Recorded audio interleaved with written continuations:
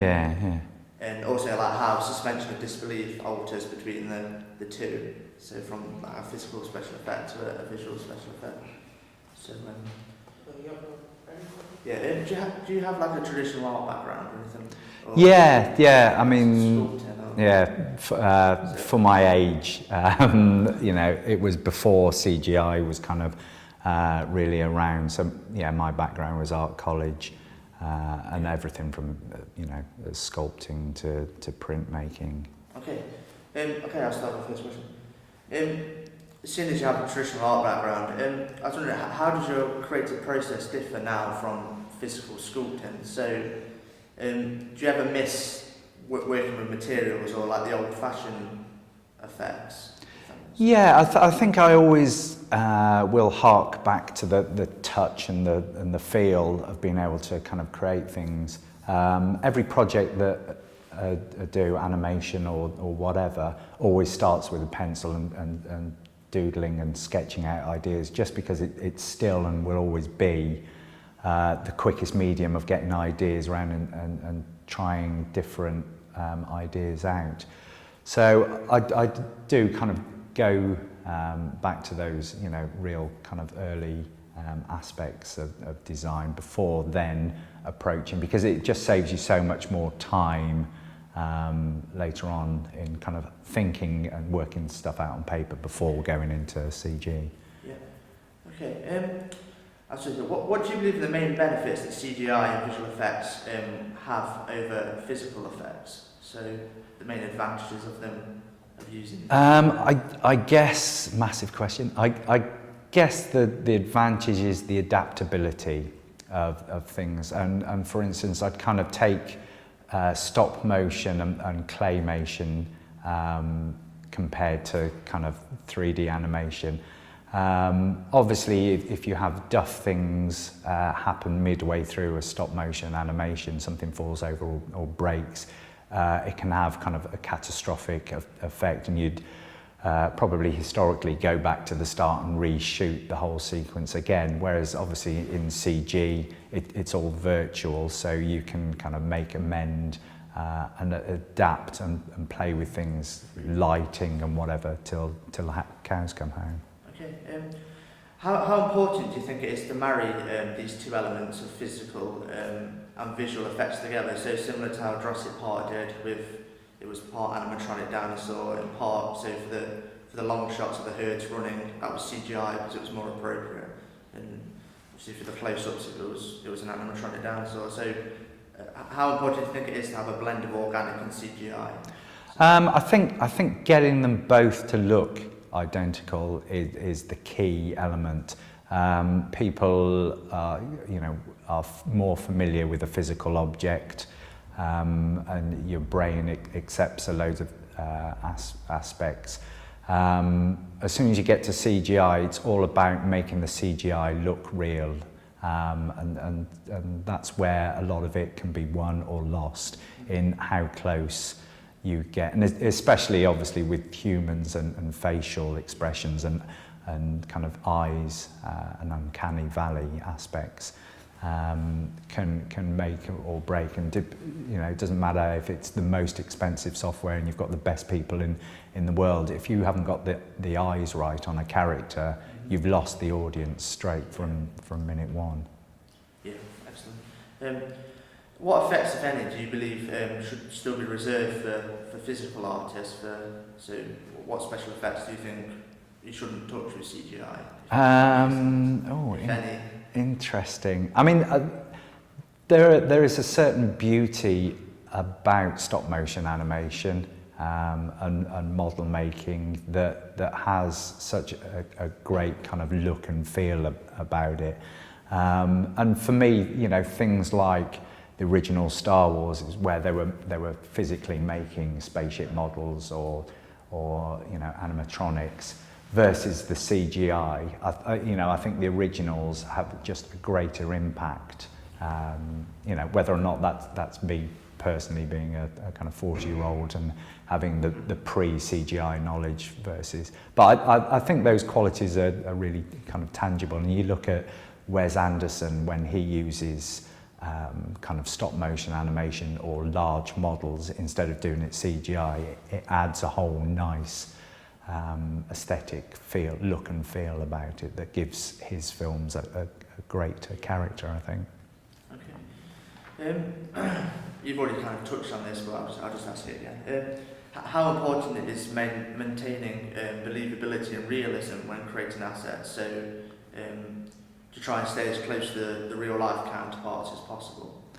Yeah, I think that's paramount, really, especially in the type of blockbuster film where you are trying to be photorealistic. I mean, obviously, when you go more stylized and abstract, you can be as weird and as wonderful with CGI as possible. But I think for real world situations, it's all about taking as much reference material when you're on site, when you're filming, so that the CG people know exactly the diffuseness of lights and shadows, the quality of reflection on surfaces, how light kind of bounces off. All of those, can only be got from real world reference material. Okay. Do you believe your job may be harder in terms of suspension of disbelief than a physical effects artist would have? So. Yes, yeah, because there's a trade-off. Obviously, CGI spends pretty much all its time trying to replicate real-world conditions. Animatronics, in a way, though, they're a dead object. It's a physical object, but it's a dead object. So it's all about the motion and bringing those things to life that can kind of, make it succeed or fail. So, again, depends on what the purpose of the effect may be. Okay. Modern films get criticised a lot for their overuse of CGI now. That could possibly be jeopardising plot and character development. Why do you think studios integrate CGI into every major blockbuster nowadays? Why do you think it's craze or a fad, or do you think it's?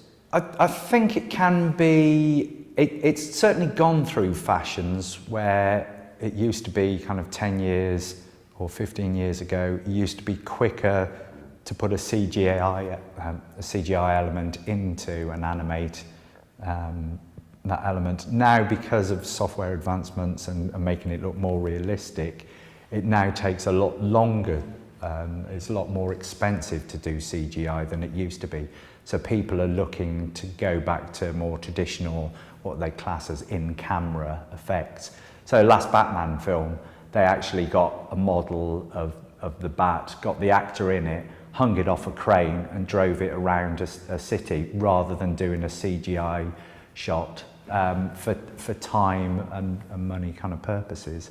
So CGI gives you more adaptability, but it's now more costly than producing models and doing things physically. Yeah. So there is a kind of trend back. Yeah. Okay, just a couple more. What do you believe would be the main reason for why a film's visual effects wouldn't look good these days? So with all the advancements, why would? I think a lot of it is either bad reference material to start with. So, if it's a robot, it's not reflecting, it doesn't look like it's in the scene. But pretty much most of that these days is nailed. I think the only thing that kind of gives it away is human characters and its facial expression, and it's all in the eyes.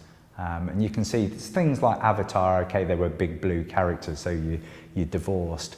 But if you look at the animation just in the eyes and what they kind of took from the facial capture, it brings it so much more alive than there was the Tom Hanks Christmas Snow film.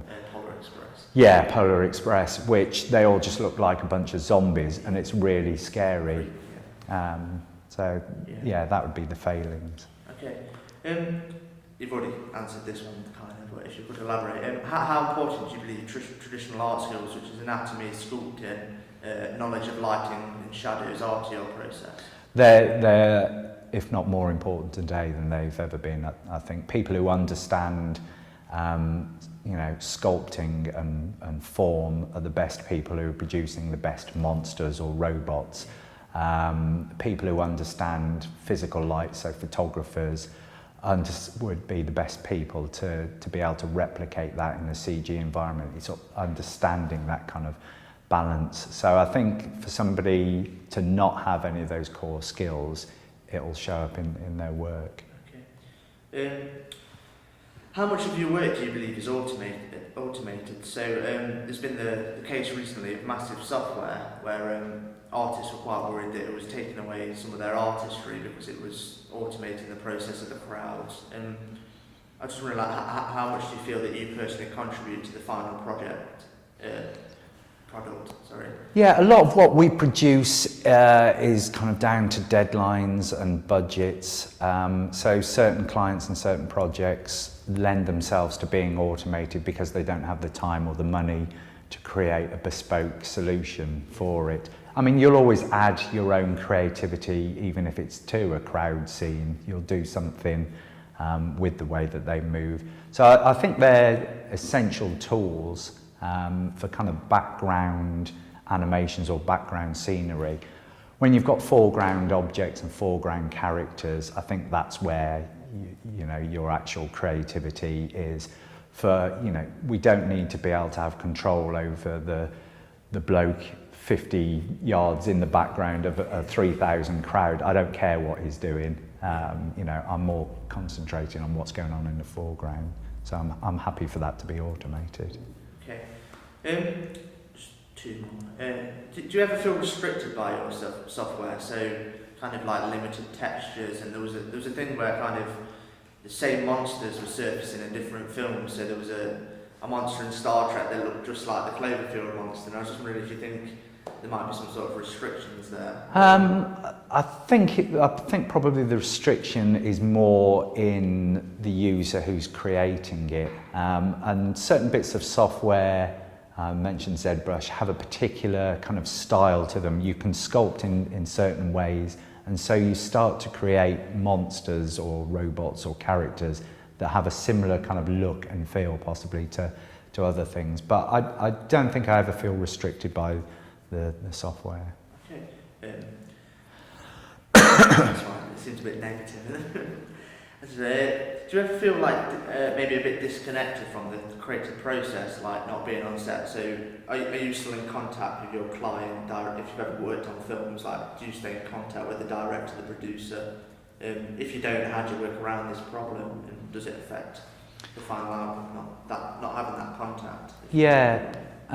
We do normally throughout a kind of production period, again depending on the type of client. Some are very hands-on, some are very hands-off, but there's always a constant dialogue going along in a project to make sure that we're happy, they're happy, even their clients are happy, and that's as much of the process as actually creating and doing the work. It's maintaining. If ever that's lost, it always leads to something going wrong or somebody's expectations not being met. Okay, just the last one. It's a pretty broad question. Do you personally think the CGI will ever replace live action effects in films? Yes, probably. Whether or not that's a right thing or a wrong thing, I think there'll always be a place for physical effects, and certain directors will always use, even if you can do it in CG, they'll want to do it. But yeah, there's no reason, 5 or 10 years down the line, once they've kind of sorted out, or you've got a good suite of tools to be able to. I think the last thing to kind of crack is humans and facial expressions, and it's kind of getting there. There will always be people who prefer the look and feel of traditional methods, and it might be that the costs of CGI become too prohibitive, and it does kind of retract, like it is doing slightly at the moment. Have you seen the